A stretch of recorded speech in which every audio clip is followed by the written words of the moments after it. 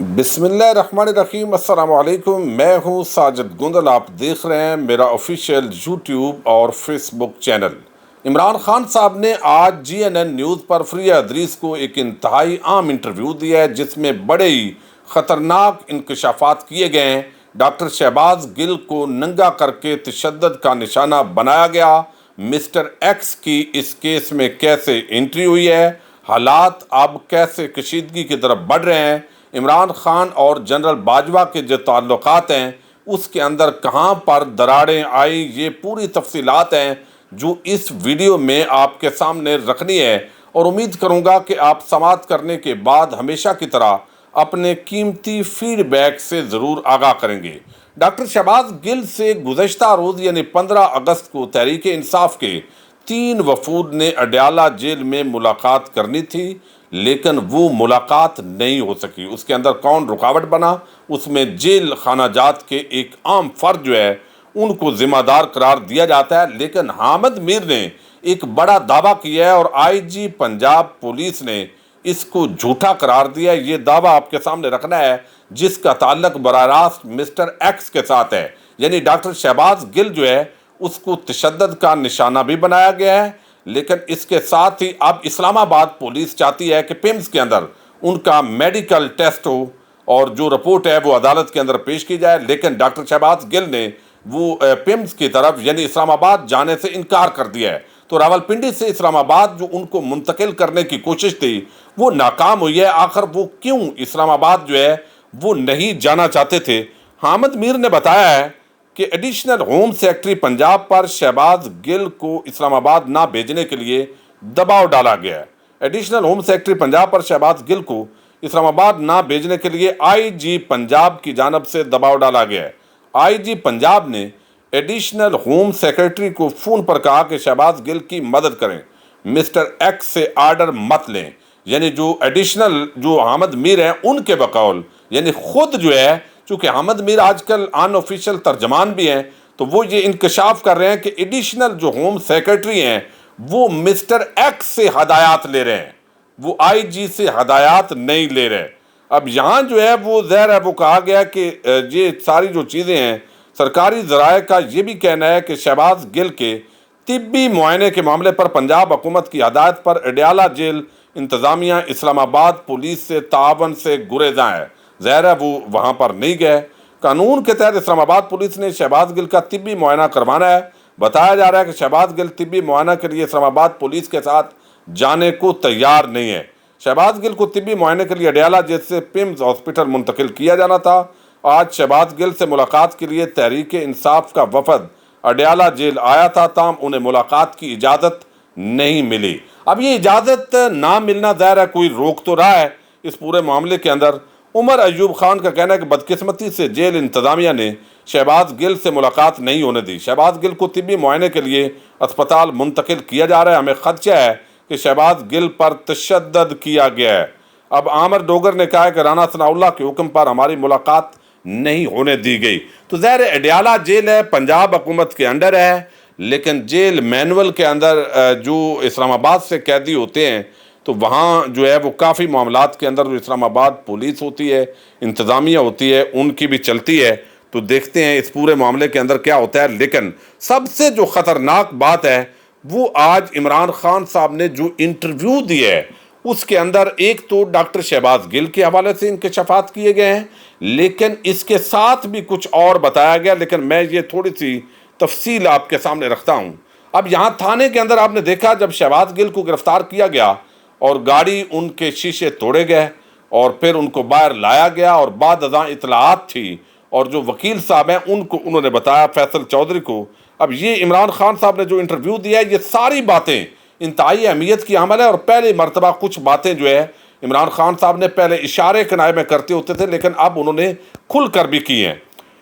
وہ کہتے ہیں کہ شہباز گل کے ساتھ شرمناک چیز ہوئی کہ جیل میں ننگا کر کے مارا گیا۔ ہاں، شہباز گل نے غلط لائن بول دی، اسے نہیں کہنا چاہیے تھا۔ اس تاثر گیا کہ جیسے ہم فوج کو اکسا رہے ہیں، جبکہ ہم تو فوج کو ایک مضبوط ادارہ دیکھنا چاہتے ہیں۔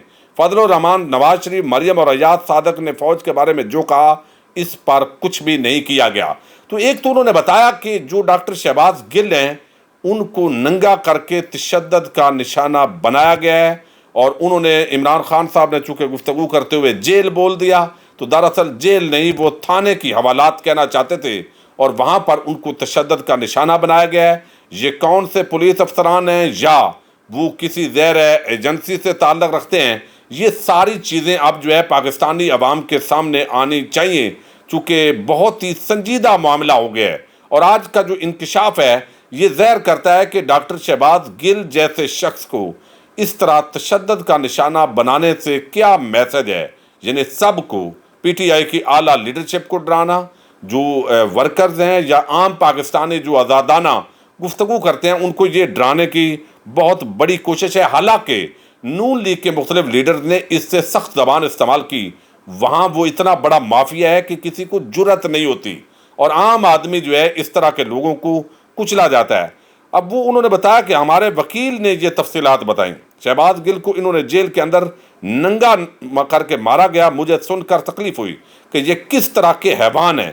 اور آگے انہوں نے بتایا کہ یہاں ظاہر ہے ان کو یہ بات جو ہے اس طرح نہیں کرنی چاہیے تھی۔ انہوں نے کہا کہ ان کو ذہنی طور پر ٹارچر کیا جا رہا ہے، شہباز گل کے اوپر ظلم اور تشدد کیا گیا ہے، اس کو کہا جا رہا ہے کہ عمران خان کے خلاف بیان دو کہ عمران خان نے کروایا ہے۔ اگر عمران خان نے یہ کہنا تھا تو اس کو شہباز گل کی ضرورت نہیں، وہ خود کہہ سکتا ہے۔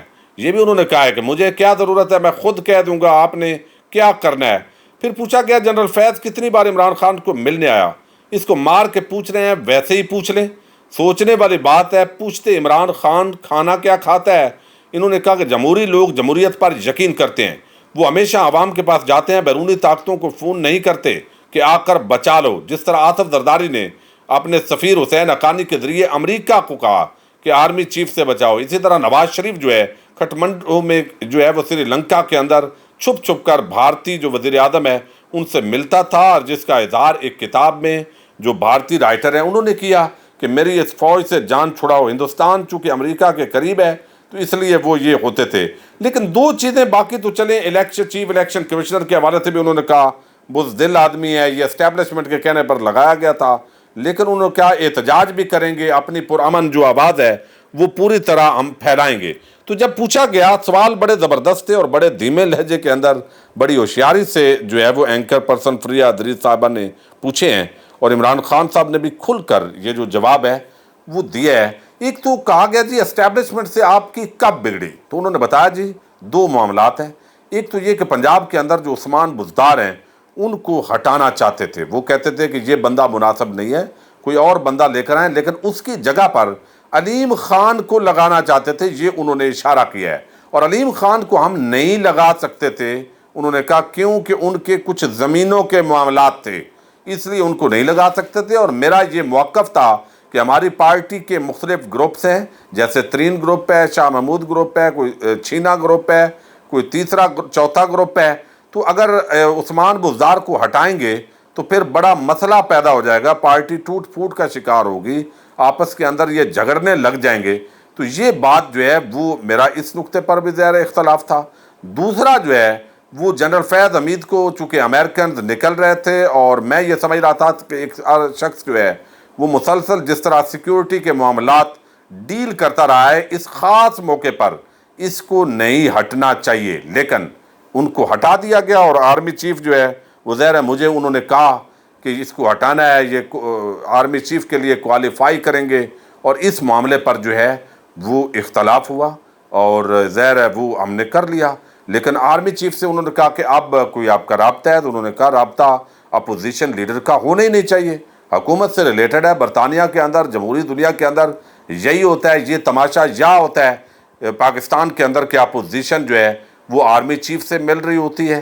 تو یہ ساری چیزیں جو ہے انہوں نے چیف الیکشن کمشنر کو کہا کہ ان کو استعفیٰ دینا چاہیے، وہ غیر جانبدار نہیں ہیں بلکہ وہ نون لیگ کے نوکر بنے ہوئے ہیں۔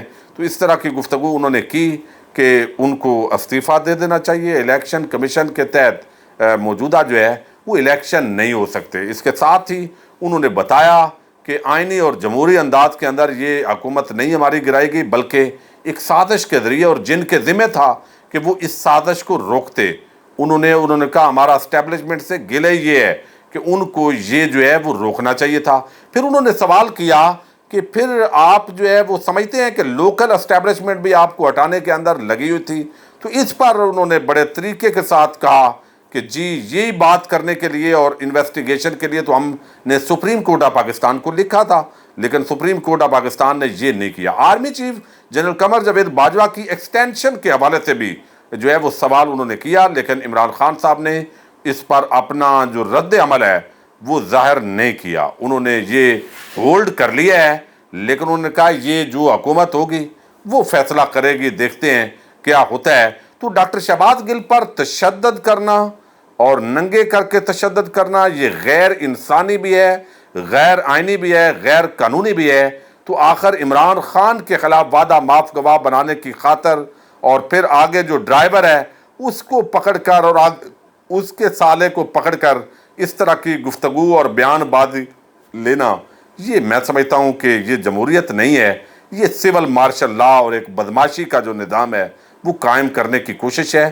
جمہوری انداز کے اندر معاملات چلیں گے، ادارے بھی بدنام نہیں ہوں گے اور امپورٹڈ حکومت کو یہ عوام قبول نہیں کرے گی. یہ بھی خان صاحب نے کہا کہ ہمارا جو پروگرام تھا اس کی جو ریٹنگ تھی یوٹیوب پر اور باقی جو اس وقت کرائم منسٹر صاحب نے خطاب کیا ہے، تو یہ بھی ایک بڑی انسلٹ کی بات ہے.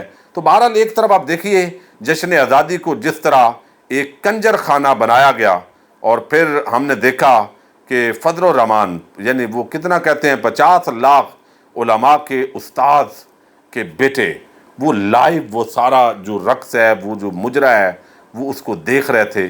کوئی نظریات ہوتے ہیں، قومیں نظریات سے بنتی ہیں، یہ تماشوں سے نہیں.